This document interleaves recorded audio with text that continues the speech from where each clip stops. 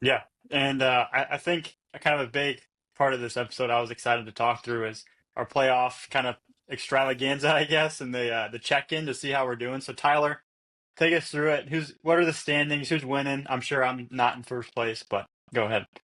Well, yeah, I'm surprised you are looking forward to this segment because it's not not gonna be pretty for you. But no, first off, obviously, if anybody listening to this didn't check in last week, we had a whole playoff extravaganza episode where each of us went through and drafted three teams from each high school classification in terms of who we think could win state, but also there's some strategy involved there. There's a whole point system. So I guess where I'll start is just our standings entering Wednesday, where you'll have sectional or 1A and 2A sectional semifinal games, but 3A, 4A playoffs will all start this week. So um, with the standings entering Wednesday, we've got Dane in first place with 17 points.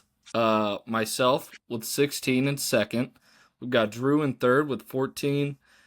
Peter is in fourth with 12, and then our guy Gav is is trailing in the back with 9 points. You sure So, this is right? um, It's not rigged? I'm pretty sure this is all accurate information, but obviously now with 3A 4A starting this week, Gavin's gonna have a chance to really make up some points. So just some news and notes with this thing. Just recapping last week's 1A 2A action. Um, Obviously, Gavin did not have the best week, but Gavin still has Father McGivney left in 1A. He had Monmouth United and Forston, who are both now eliminated. um, you gotta This is a stop tough laughing. segment here. This is a rip on Gav segment. I think we're all taking way too much joy in being able to rib on Gav. Luckily, Gavin, there's plenty of baseball left. Like this is where the points really tick up, right, Tyler? Like Yep. this is where we can make big swings. So, I mean, what he has Father McGivney left in 1A. Yeah, Like I if mean Father that's Yes, a state which McGivney champ wins it right which is there. all, a great yeah. team to have left. 2A, he's got Byron left. Again, another state Wait, champ what right Unfortunately, happened there. to St. Joe and Tremont? yeah, they Oh, unfortunately sorry, got Gav. eliminated. Yeah, Sorry. yeah, that was Those are tough. two Well, teams I wanted to pick too, so I you think love the when that only happens. thing I think the only thing that gives me joy with this segment ragging on Gav is, man, everybody in Instagram and Twitter has been saying how Gavin's cooking. Well, I want to know what he's cooking with because if this is cooking, I don't want to cook. Um, so just had to throw that out there. But Just wait until June 6th. all right, I'll hold you to it. But um, myself with the 1A section of things, I still have Harvest Christian and Waltonville hanging in there. Unfortunately, Armstrong was eliminated. All of Peter's 1A section or selections have been eliminated. He had Arcola, Parkview Christian, and North Clay.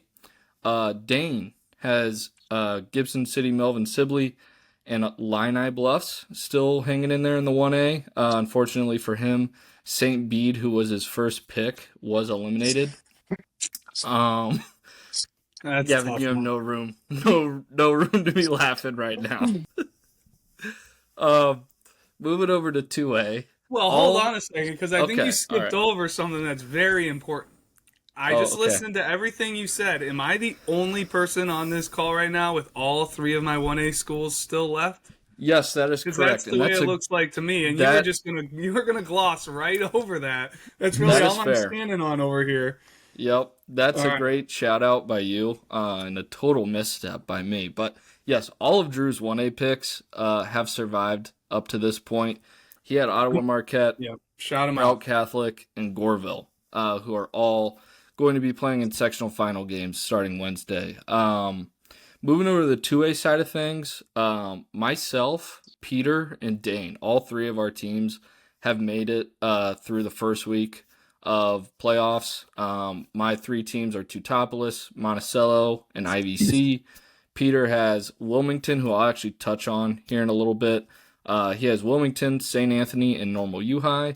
And Dane has Chicago Hope, Sacred Heart Griffin, hashtag do it for Dane, and Newman Central Catholic. So that's what we got 2A wise. Drew only has Pleasant Plains left in 2A. Unfortunately for Drew, Nashville and Greenville were both eliminated.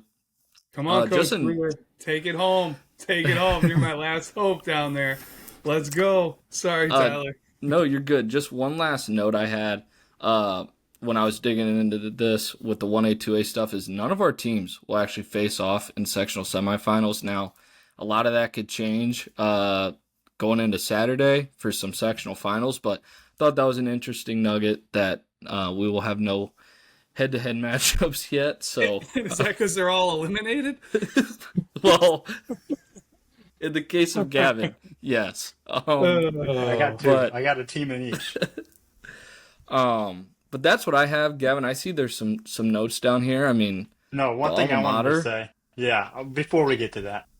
Uh, Okay, Illini Bluffs will play Bluffs co-op, and I was looking through that was very confusing for me to see both of that at the same time. But Battle of the Bluffs. they're playing on sectional or on Wednesday in their sectional semifinals. So that is the Battle of Bluffs. So Dane, we'll see what happens there. But no, the Henry Mallards they won a regional on Saturday and they beat Putnam County, big rivalry for Henry. So I was pretty surprised, honestly, to see that, and I feel I can say that because I went to Henry. But yeah, that was a good win there for him. But a lot of upsets too in 1A, 2A. Tyler, go ahead if you had anything. But Yeah, so honestly, like with us doing this, it's been a lot of fun personally for me to like.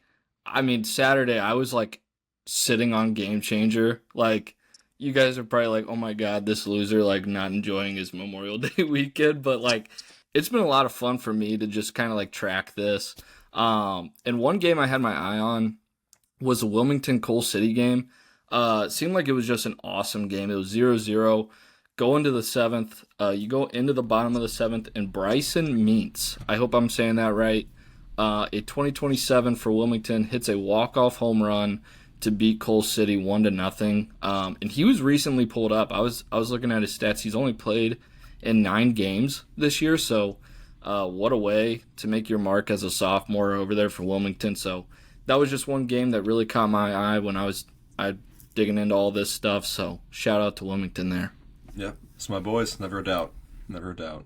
And hopefully there's more performances like that, because to me that's what the playoffs is all about, is when these guys get in those pressure-packed situations and seeing guys that rise to it, rise to that occasion, step up. And for him to be just called up, that's a really, really cool story.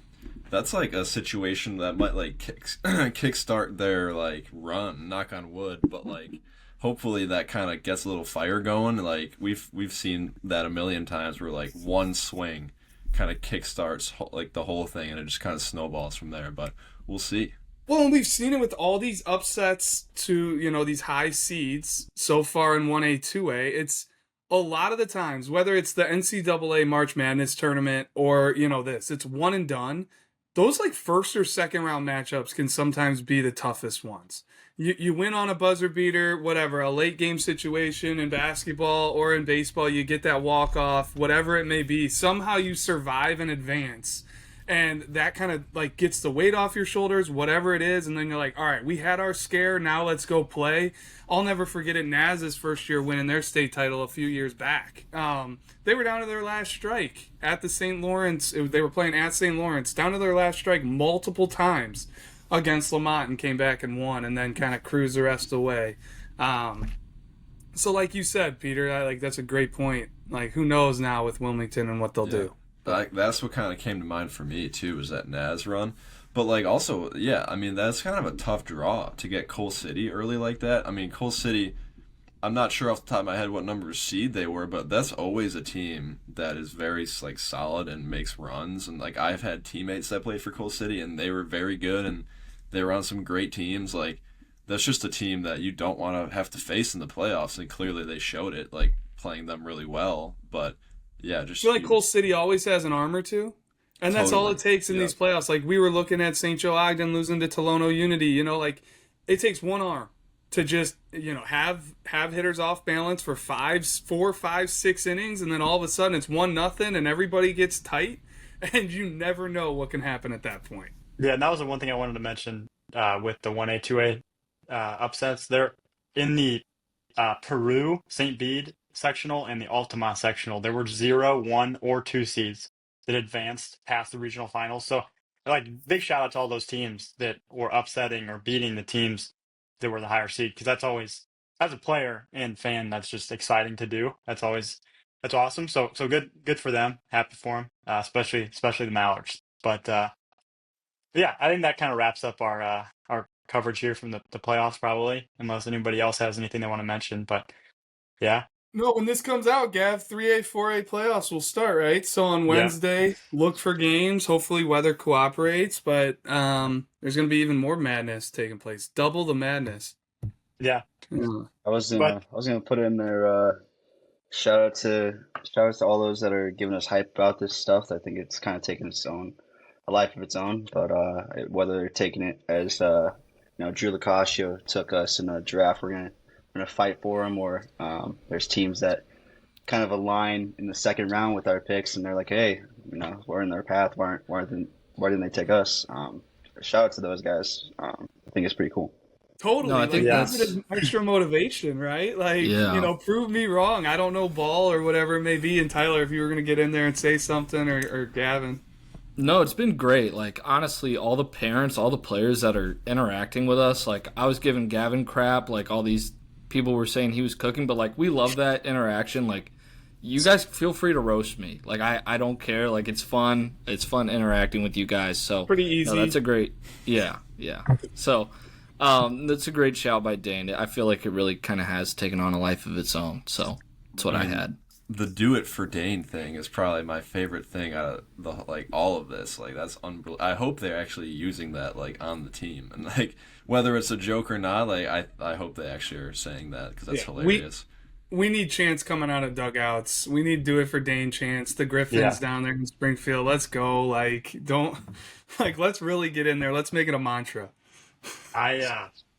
I'm not rooting for anybody. I'm not going to be biased or anything. But if Sacred Heart made it and they were doing a "Do It for Dane" chant at state, that would be the most electric, funny thing ever. So we'll let's maybe hope that they can make it there just to see if that actually happens. But If uh, they make it to a super, all right, if they make it to a super on that Monday, we might need to start thinking about T-shirts. Like, yeah, it might yeah, have to happen. yeah, Well, if they win state, does Dane get a ring?